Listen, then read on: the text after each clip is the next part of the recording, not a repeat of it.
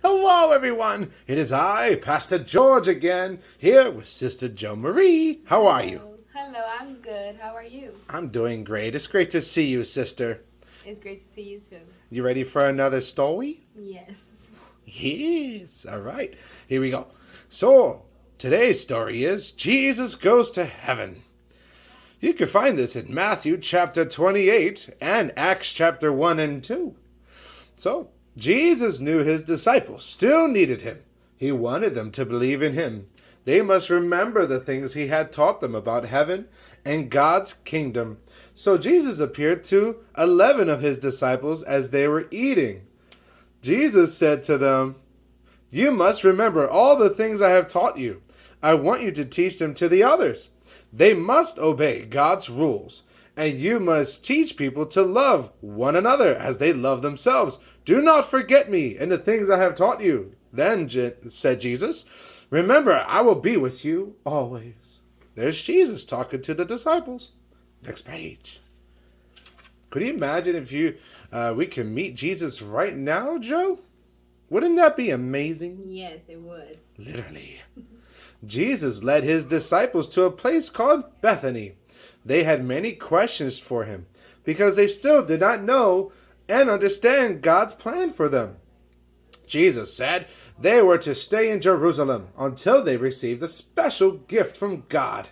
Once you have received a special gift, you will tell everyone about me and about God's love for them, he said. Jesus lifted up his hands and gave them a blessing.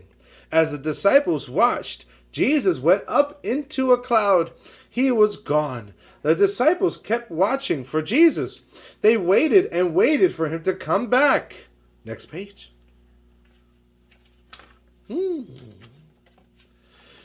Where had he gone, the disciples wondered. If Jesus had gone to heaven, he had told them his work on earth was finished. The disciples stood looking up where they had last seen Jesus. Suddenly, two men wearing white robes stood beside them. The men said, "Why are you still standing here, looking at the sky? Jesus has gone to heaven.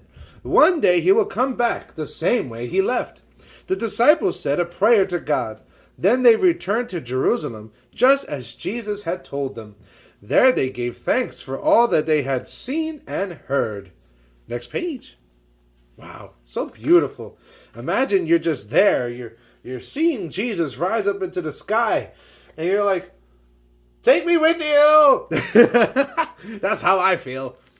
Jesus and the disciples had been together for several years. He had been teaching the word of God to them. The disciples had seen Jesus perform many miracles. They had seen sick people get better. They had seen hungry people given food to eat. And they had felt God's love when they were with him. The disciples also learned about heaven. Jesus had told them what a wonderful place God had prepared for those who believed in him.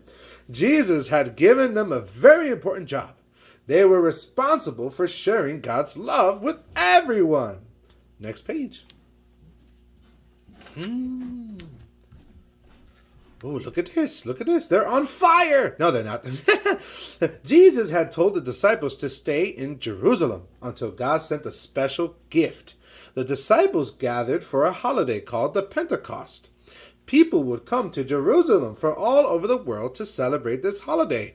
You remember, guys, in Bible study, Pastor talked about the day of Pentecost. I won't spoil it. Here we go. Let's keep going. The disciples were gathered together in one place to pray to God. Suddenly, a loud sound came from heaven. It sounded like a strong rushing wind. Everyone in Jerusalem heard the wind and came to see what happened. Suddenly, fire appeared on the disciples. Oh, okay, it was literal fire.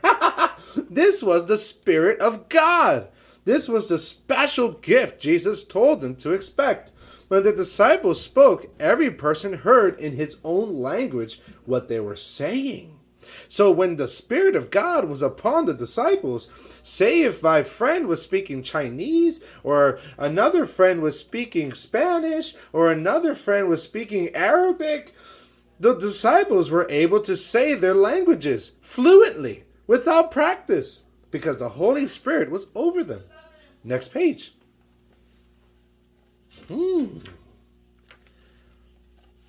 When the people saw and heard the disciples speaking in different languages, they were confused.